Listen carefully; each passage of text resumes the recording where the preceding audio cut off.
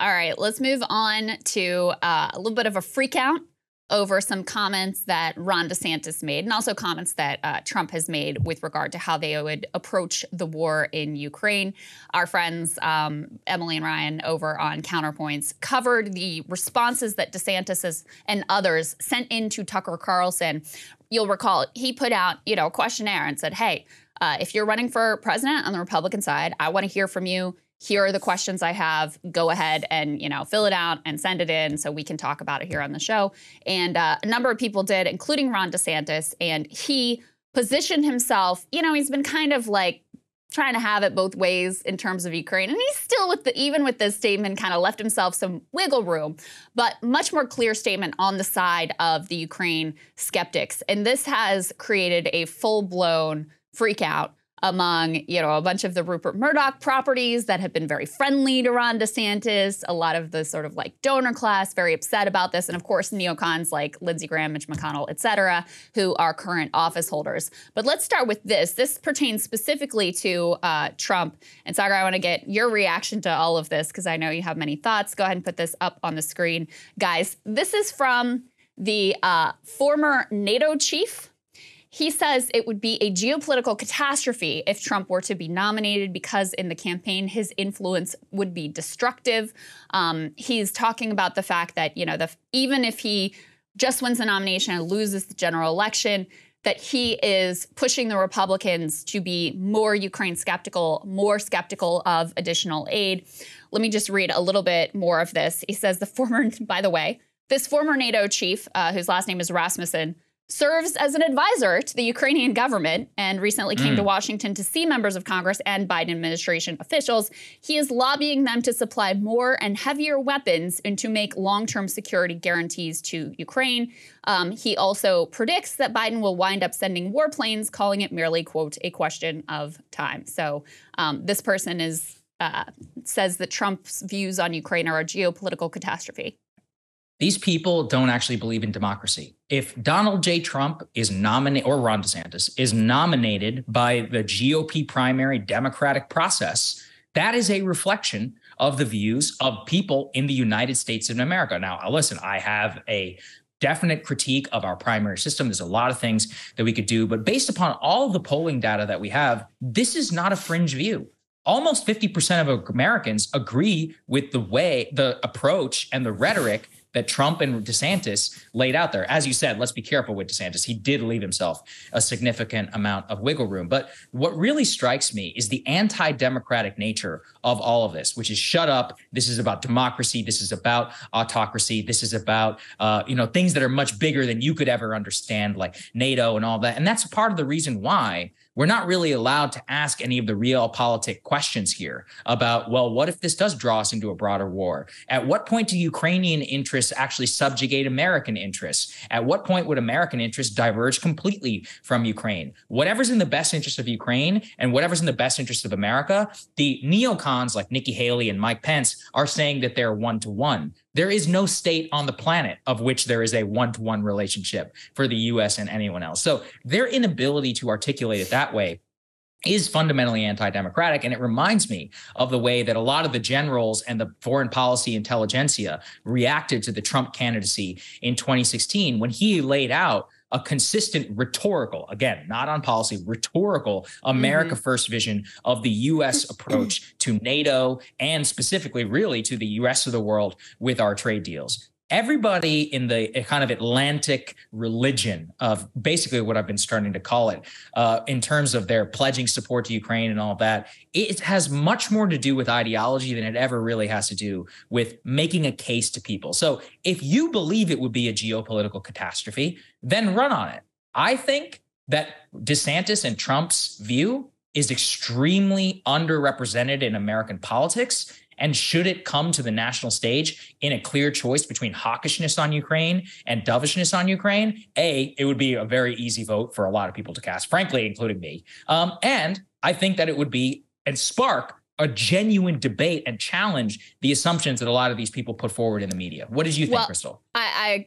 100% co-sign, especially your comment that, this guy does not actually believe in democracy. And he gives up the game. He has this quote in here. He says, the mere fact that Trump's thinking appeals to a certain element, a certain segment of the American public, will push American politics in the wrong direction. So what does that mean? He knows that the American people, some percentage of which, not all, is at this point 50-50 and within the Republican base more, are more on Trump's side on this. He knows that. His whole bet is like, let's just make sure no one can say any of this, and then we can keep a lid on things and keep things moving in the same direction they've been moving. So very, very revealing, the thinking of this individual. At the same time, Nikki Haley now taking some more shots at DeSantis. Let's go ahead and put this up on the screen. She says, this is kind of funny. She says, this is Cornyn on DeSantis. He says poll tested answers are not leading. Put the next one up on the screen here, guys. This is Nikki Haley. She says, Trump is right when he says DeSantis is copying him, first in his style, then on entitlement reform, now on Ukraine. I have a different style than Trump, and while I agree with him on most policies, I do not on those.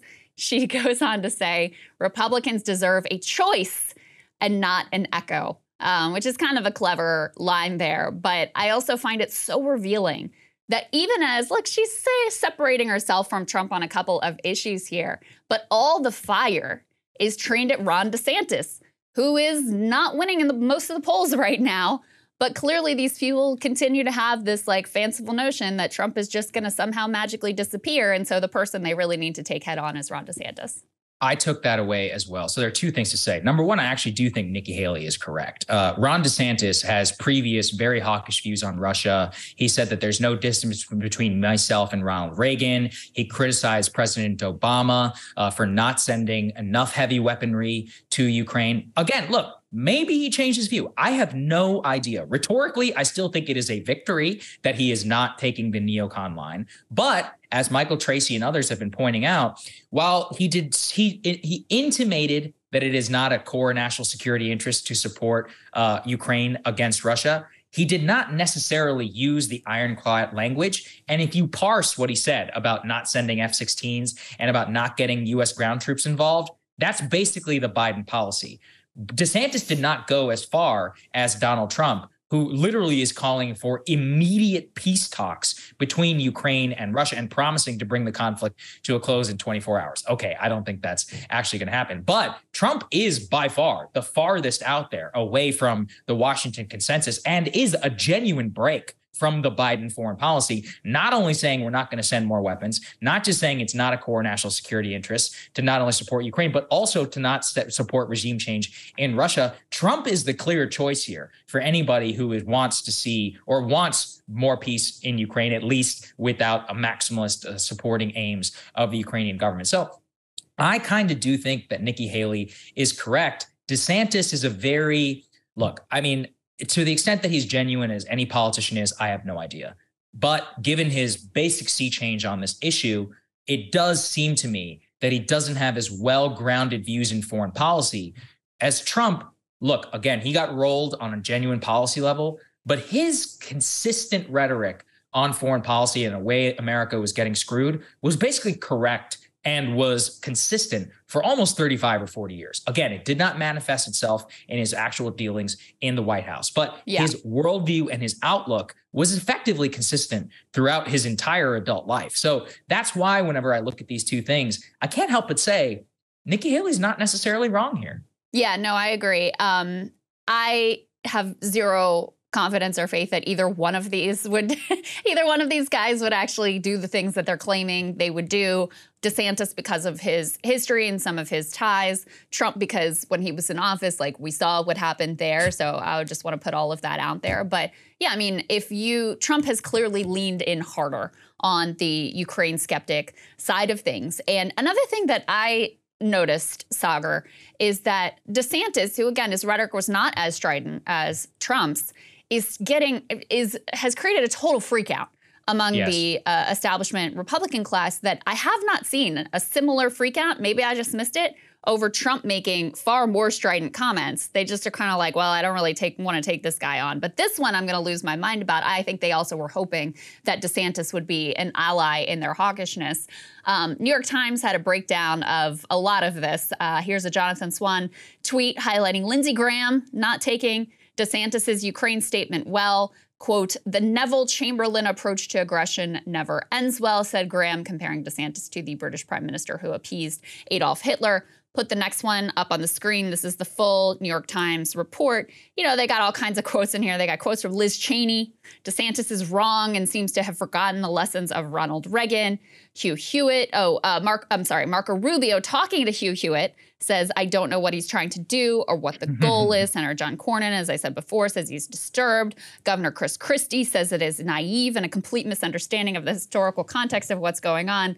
This one I really enjoyed, Saagar. They reached out for comment to Charles Kupperman, who served under John Bolton as Deputy National Security Advisor in the Trump administration. He said Mr. DeSantis had shown a very poor understanding of our national security interests. And this one was interesting. A very well-known conservative Wall Street Journal columnist, Kimberly Strassel, she urged DeSantis not to join what she called Mr. Trump's GOP surrender caucus. Quote, the governor has an opportunity to contrast a bold, well-thought-out foreign policy with Mr. Trump's opaque retreatism. And I say that's noteworthy because obviously Wall Street Journal is a Rupert Murdoch property, and they have been pushing DeSantis relentlessly on Fox News, Wall Street Journal, and other of their outlets as well. Yeah, you know what I took away from this, which is that it hurts more whenever it's like the one who you thought was going to be the guy to take on Trump. With Trump, so much of this is priced in. That's why many of these senators and others don't even really bother responding to what he says. Also because there's a bigger political price. But with DeSantis, it's kind of like an Anakin Skywalker thing. It's like, you were the chosen one, man.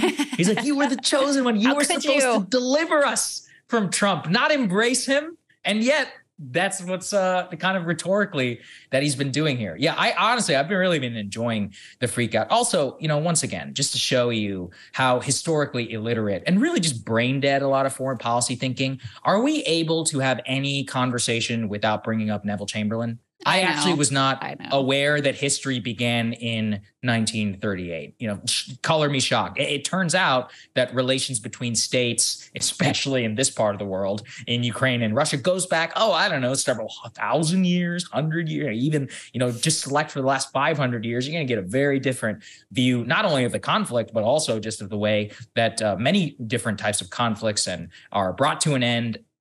And that's ultimately what the question is like, is Putin Hitler, or is he your run-of-the-mill Russian czar / like Soviet apparatchik? Because those are actually two very different policy responses. Because other Lindsey Graham things and them have wants to happened. think it's Hitler. Other things have happened in history other than World War II. Very important, very significant, very horrific event. But other things in history have happened besides World War II. Hey guys, ready or not, 2024 is fully upon us now, and Saagar and I have been brainstorming ways that we can really up our game for this critical election. Yeah, we rely on our premium subs to expand our coverage, to add staff, to upgrade the studio. We just want to give you the best independent coverage of this election, which is possible. So if you can help us out, become a premium subscriber today, breakingpoints.com, or the link is down here in the description video. It really means the world to us, and if you like what we're all about, this is the best possible way to keep us 100% independent, working only for you.